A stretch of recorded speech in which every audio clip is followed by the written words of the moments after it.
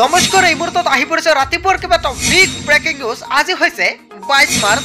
গোটেই অসম তথা ভাৰতৰ বিভিন্ন প্ৰান্তৰ পৰা যুগত হৈছে কেইবাটাও গুৰুত্বপূৰ্ণ খবৰ। এনেবোৰ খবৰ নিতেও পাই থাকিবলৈ চেনেলটি সাবস্ক্ৰাইব কৰি ভিডিঅ'টিত এটা লাইক কৰিবলৈ নাপাহৰিব। আজিৰ আমাৰ প্ৰথম খুবেই গুৰুত্বপূৰ্ণ খবৰ হৈছে এটা ডাঙৰ খবৰ। ৰাহুল গান্ধীৰ দুখ ধনৰ অভাৱত চলাব পৰা নাই প্ৰচাৰ। কেইবাটাও গুৰুত্বপূৰ্ণ মন্তব্য কৰিছে ৰাহুল গান্ধীয়ে। ৰেলৰ টিকট ক্ৰয় কৰাৰ ধন নাই কংগ্ৰেছৰ। বিজেপিয়ে কংগ্ৰেছৰ সকলো বেংক একাউণ্ট বন্ধ কৰি দিয়াৰ অভিযোগ উত্থাপিত কৰিছে ৰাহুল গান্ধীয়ে। ৰাহুল গান্ধী, সোনিয়া গান্ধী, মল্লিকাৰ্জুন খড়গৰ বিস্ফোৰক সংবাদ মেল। বেংক একাউণ্ট বন্ধ কৰি দিয়াৰ বাবে আমি কংগ্ৰেছ নেতাসকলক ধন দিব পৰা নাই। ধনৰ অভাৱৰ বাবে প্ৰচাৰ কৰিব পৰা নাই কংগ্ৰেছ প্ৰাৰ্থীসকলে। বেংক একাউণ্ট বন্ধ কৰি দিলে আমি কেনেকৈ নিৰ্বাচন খেলিম? কংগ্ৰেছৰ সৈতে অন্যায় কৰি আছে বিজেপি চৰকাৰে। কংগ্ৰেছ প্ৰাৰ্থীসকলক বিজেপিয়ে নিৰ্বাচন খেলাত বাধা দিয়াৰ চেষ্টা চলোৱাৰ অভিযোগ উত্থাপিত হৈছে। লগতে ইলেক্ট্ৰল বণ্ডৰ জৰিয়তে হাজাৰ হাজাৰ কোটি টকা চান্দা হিচাপে লৈছে বিজেপি চৰকাৰে। হয় বন্ধুবান্ধীসকল, বিজেপিৰ বিৰুদ্ধে ৰাহুল গান্ধীয়ে কেইবাটাও গুৰুত্বপূৰ্ণ প্ৰশ্ন উত্থাপন কৰিছে। তাৰপিছত অসমবাসী ৰাজুক জনাইছো আমাৰ 2 নম্বৰটো খুবেই গুৰুত্বপূৰ্ণ খবৰ। লগতে এটা ডাঙৰ খবৰ, কিয়নো ভাতৃৰ প্ৰাণ ল'লে ভাতৃ। এই মুহূৰ্তে অসমবাসী ৰাজুক জনাইছো আন এটা বিগ ব্ৰেকিং নিউজ। লগতে এটা ভয়ংকৰ খবৰ, কিয়নো গছত বান্ধি থলে উত্তেজিত লোকে। জ্যেষ্ঠ ভাতৃৰ সৈতে কনিষ্ঠ ভাতৃৰ ভয়ংকৰ কাণ্ড। এই মুহূৰ্তে অসমবাসী ৰাজুক জনাইছে এটা ডাঙৰ খবৰ। কনিষ্ঠ ভাতৃৰ নোমল দাসৰ প্ৰহাৰত প্ৰাণ গ'ল দীপুল দাসৰ। অৱশেষত অভিযুক্ত নোমল দাসক গছত বান্ধি গণপ্ৰহাৰ। উত্তেজিত লোকৰ হত্যাকাৰীৰ বাসগৃহ ভাঙি লণ্ডভণ্ড কৰে উত্তেজিত লোকে। ঘটনাস্থলীত আৰক্ষীৰ উচ্চপদস্থ বিষয় উপস্থিত হৈ আটক কৰে অভিযুক্তক। হয় বন্ধুবান্ধীসকল, এটা ভয়ংকৰ খবৰ, এটা গুৰুত্বপূৰ্ণ খবৰ মোক উলিয়াইছে। তাৰপিছত অসমবাসী ৰাজুক জনাইছো আমাৰ 3 নম্বৰটো খুবেই গুৰুত্বপূৰ্ণ খবৰ। লগতে এটা ডাঙৰ খবৰ, বিজেপিত আঘাত, কিয়নো বিধায়ক প্ৰাক্তন বিধায়কৰ কংগ্ৰেছত যোগদান। এই মুহূৰ্তে অসমবাসী ৰাজুক জনাইছো আন এটা বিগ ব্ৰেকিং নিউজ। অৱশেষত বিজেপিত ধুমুহাৰ সৃষ্টি হৈছে। লোকসভা নিৰ্বাচনৰ পূৰ্বে বিজেপিত মৌসুম আঘাত।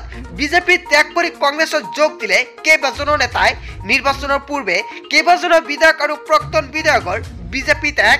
ঝাৰখণ্ডৰ বিজেপি বিধায়ক জয়প্ৰকাশ পেটেলৰ কংগ্ৰেছত যোগদান কাৰ্যসূচী।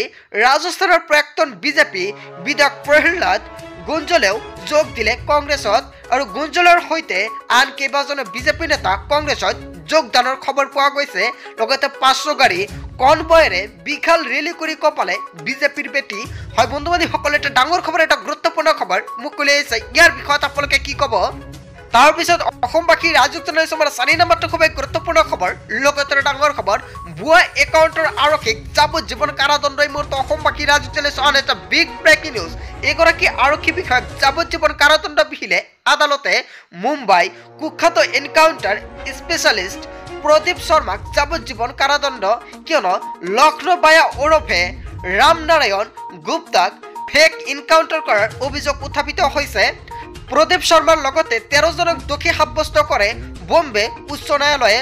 পূৰ্বে সত্ৰ ন্যায়াধীশৰ আদালতে এই গোচৰত নিৰ্দোষী ঘোষণা কৰিছিল প্ৰদীপ শৰ্মাক আৰু যাৱজ্জীৱন কাৰাদণ্ড বিহা প্ৰদীপ শৰ্মাক 3 সপ্তাহৰ ভিতৰত আত্মসমৰ্পণ কৰাৰ নিৰ্দেশনা জাৰি কৰিছে। আৰু লক্ষ্ণৌ বায়াৰ বিৰুদ্ধে 10টা গোচৰ থাকিলেও আৰক্ষীৰ হাতত অত্যাচাৰৰ অনুজ্ঞাপত্ৰ নাই বুলি আদালতৰ মন্তব্য। আইনৰ জৰিয়তে দোষী নিৰ্দোষৰ বিচাৰ কৰাৰ পৰিৱৰ্তে আৰক্ষীয়ে আইন হাতত তুলি ল'ব নোৱাৰে। আৰক্ষীয়ে শীতল মস্তিষ্কৰে লক্ষ্ণৌ বায়াক হত্যা কৰিছিল বুলি মন্তব্য কৰিছে আদালতে। হয় বন্ধুবান্ধীসকল, এটা ডাঙৰ খবৰ, এটা গুৰুত্বপূৰ্ণ খবৰ মোক উলিয়াইছে। তাৰপিছত অসমবাসী ৰাজুক জনাইছো আমাৰ 5 নম্বৰটো খুবেই গুৰুত্বপূৰ্ণ খবৰ।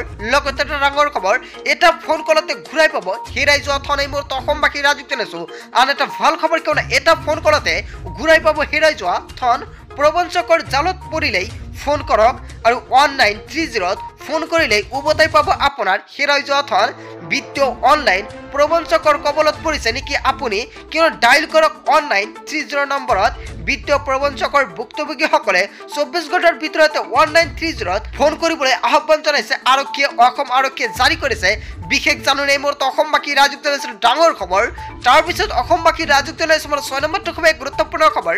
লগতে এটা ডাঙৰ খবৰ, আহি আছে ধাৰাসাৰ বৰষুণ। 30খন জিলাত এলাৰ্ট জাৰি কৰা হৈছে। এই মুহূৰ্তে অসমবাসী ৰাজুক জনাইছো বিগ ৱেডাৰ আপডেট, কিয়নো 30খন জিলাত বতৰ বিজ্ঞান কেন্দ্ৰৰ তৰফৰ পৰা ইয়েলো এলাৰ্ট জাৰি কৰিছে মুগুলধাৰ বৰষুণৰ লগতে ধুমুহা বজ্ৰপাত আৰু বৃষ্টিপাতৰ আশংকা কোন জিলাত হ'ব মুগুলধাৰ বৰষুণ দক্ষিণ হালমাৰা ধুবুৰী কোকৰাঝাৰ চিৰাং আৰু বঙাইগাঁও গোৱালপাৰা জিলাত ভয়ংকৰভাৱে বৰষুণ পৰি আছে বৰপেটা কামৰূপ মেট্ৰ' নলবাৰী বাক্সা আৰু উদালগুৰিৰ লগতে ডিমা হাছাও কৰিমগঞ্জ হাইলাকান্দি লখিমপুৰ ধেমাজি চৰাইদেউত হ'ব প্ৰচণ্ড পৰিমাণে বৰষুণ লগতে দৰং মৰিগাঁও নগাঁও হোজাই কাছাৰ শোণিতপুৰ লগতে পূব কাৰ্বি আংলঙত এনেকুৱাকৈ বৰষুণ পৰি আছে গোলাঘাট শিৱসাগৰ তিনিচুকীয়া ডিব্ৰুগড়ত হ'ব প্ৰচণ্ড পৰিমাণে বৰষুণ 24 মাৰ্চলৈকে এই জিলাসমূহত বৰষুণ হোৱাৰ সম্ভাৱনা হয় বন্ধুবান্ধৱীসকল যদি আপোনাৰ অঞ্চলত এনেকুৱাকৈ বৰষুণ পৰি আছে তেনেক্ষেত্ৰত নিশ্চয় আপুনি কমেণ্ট কৰি জনাব তাৰপিছত অসমবাসী ৰাজুক জনাইছো আমাৰ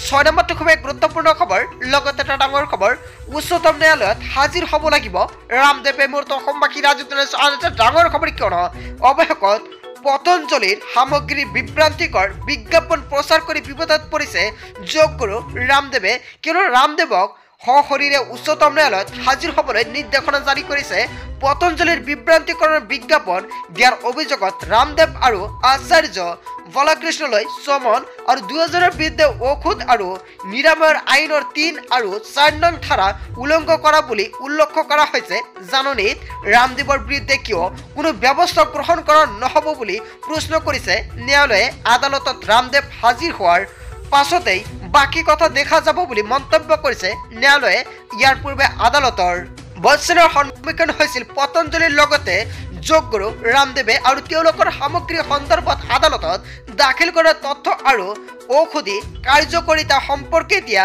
বক্তব্যৰ বাবে বচনা আদালতৰ আৰু তেওঁলোকৰ বিৰুদ্ধে আদালত অবমাননাৰ কোনো ব্যৱস্থা কিয় লোৱা নহ'ব বুলি প্ৰশ্ন কৰিছে ন্যায়ালয়ে বন্ধুবান্ধৱীসকল এটা ডাঙৰ খবৰ এটা গুৰুত্বপূৰ্ণ খবৰ মুকলি হৈছে তাৰপিছত অসমবাসী ৰাজুক জনাইছো আমাৰ 7 নম্বৰটো খুব গুৰুত্বপূৰ্ণ খবৰ লগতে এটা ডাঙৰ খবৰ কিয়নো টিবি ৰোগৰ আতংক আৰু একেলগে আক্ৰান্ত হৈছে 11জনকৈ ছাত্ৰ একেলগে টিবিত আক্ৰান্ত হৈছে প্ৰতিষ্ঠানখনৰ 11গৰাকী ছাত্ৰই মূৰ্ত অসমবাসী ৰাজুক জনাইছো আন এটা বিগ ব্ৰেকিং নিউজ পৰিস্থিতি নিয়ন্ত্ৰণৰ বাবে নিটৰ কৰ্তৃপক্ষৰ SOP জাৰি যোৱা দুদিনৰ ভিতৰত এজনৰ পাছত আন এজন শিক্ষাৰ্থী আক্ৰান্ত হৈছে এই ৰোগত আৰু নিটৰ hostel number 9A 9B 9C 11জনৰ ছাত্ৰৰ টিবিত আক্ৰান্ত হৈছে আৰু নিটৰ সকলো মাস্ক পৰিধানৰ নিৰ্দেশ প্ৰদান দিছে নিটৰ কৰ্তৃপক্ষই বন্ধুসকল এটা ডাঙৰ খবৰ এটা গুৰুত্বপূৰ্ণ খবৰ মুকলি হৈছে তাৰপিছত অসমবাসী ৰাজুক জনাইছো আমাৰ 8 নম্বৰটো খুব গুৰুত্বপূৰ্ণ খবৰ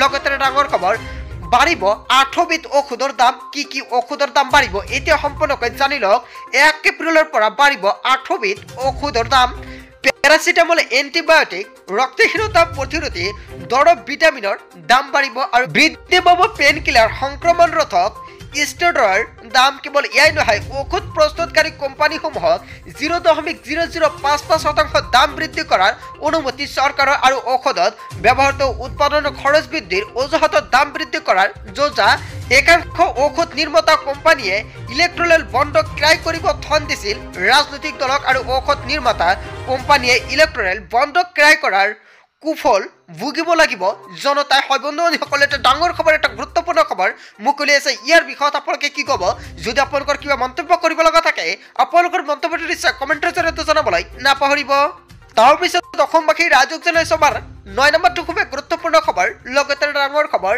ৰেলৱে আৰু সেনা বিভাগত হাজাৰ হাজাৰ চাকৰি সেনাৰ বাবে 24 মাৰ্চ ৰেলৱেৰ বাবে 8 এপ্ৰিল শেষ সময়সীমা শীঘ্ৰে কৰক আবেদন এই মুহূৰ্তত অসমবাসী ৰাজুক জনাইছো ভাল খবৰ কিয়নো ৰেলৱে আৰু সেনা বিভাগত হাজাৰ হাজাৰ চাকৰি 8 এপ্ৰিল শেষ সময়সীমা ধাৰ্য কৰা হৈছে শীঘ্ৰে কৰক আপুনি আবেদন 29,000ৰো অধিক দৰমহা লাভ কৰিব ৰেলৱেত ওলাইছে 9,000 চাকৰি গ্ৰেড 3ৰ বাবে ওলাইছে 7,900টা পদ আৰু গ্ৰেড 1ৰ বাবে ওলাইছে 1,100 পদ 9 মাৰ্চৰ পৰা আৰম্ভ হৈছে আবেদন প্ৰক্ৰিয়া আপোনাৰ হাতত আৰু মাত্ৰ 17 দিন বাকি আছে 2024ৰ 8 এপ্ৰিল অনলাইন আবেদনৰ শেষ সময়সীমা দিয়া হৈছে indianrailway.gov.in ত গৈ কৰক আপুনি আবেদন ভাৰতীয় সেনাত নিযুক্তি লাভৰ সুবৰ্ণ সুযোগ প্ৰায় 25,000 অগ্নিবীৰ পদৰ পুঞ্জন মুকলি কৰা হৈছে বন্ধুসকল এটা ডাঙৰ খবৰ এটা গুৰুত্বপূৰ্ণ খবৰ যদি আপুনি ভাবিছে তেনে ক্ষেত্ৰত এতিয়া আপুনি আবেদন কৰি লৈ লওক তাৰপিছত অসমবাসী ৰাজুক জনাইছে আমাৰ 10 নম্বৰটো খুব গুৰুত্বপূৰ্ণ খবৰ লগতে এটা ডাঙৰ খবৰ শীঘ্ৰে অসমলৈ নিৰ্বাচনী প্ৰচাৰ চলাবলৈ আহিব দিল্লীৰ মুখ্যমন্ত্ৰী অৰবিন্দ কেজৰিৱাল এই মুহূৰ্তত অসমবাসী ৰাজুক জনাইছে আন এটা বিগ ব্ৰেকিং নিউজ শীঘ্ৰে অসমলৈ নিৰ্বাচনী প্ৰচাৰ চলাবলৈ আহিব দিল্লীৰ মুখ্যমন্ত্ৰী অৰবিন্দ কেজৰিৱাল ডিব্ৰুগড় লোকসভা সমষ্টিৰ আপ্ৰাৰ্থী মনোজ থানৰ হৈ প্ৰচাৰ চলাব অৰবিন্দ কেজৰিৱালে শোণিতপুৰত আপ্ৰাৰ্থী ঋষিৰাজ কণ্টেইনাৰ হৈ প্ৰচাৰ চলাব অৰবিন্দ কেজৰিৱালে দিল্লীৰ মুখ্যমন্ত্ৰী অৰবিন্দ কেজৰিৱালৰ অসম ভ্ৰমণৰ তাৰিখ বৰ্তমানেও ঠিৰাং হোৱা নাই ইপিনে অহা 23 মাৰ্চত ডিব্ৰুগড় লোকসভা সমষ্টিত প্ৰচাৰ চলাবলৈ আহিব দিল্লীৰ শিক্ষামন্ত্ৰী আতিশী মাৰ্লিনা ডিব্ৰুগড় পুষ্কৰ সৰোবৰ পৰ্টিকত অনুষ্ঠিত হ'ব এই জনসভা হয় বন্ধুসকল এটা ডাঙৰ খবৰ এটা গুৰুত্বপূৰ্ণ খবৰ মোক উলিয়াইছে বিয়লি 3 বজাত তিনিচুকীয়াৰ শিক্ষাবিদ বুদ্ধিজীৱী আৰু সমাজকৰ্মীৰ সৈতে হ'ব বিশেষ আলোচনাত মিলিত হ'ব দিল্লীৰ শিক্ষামন্ত্ৰী আতিশী মাৰ্লিনা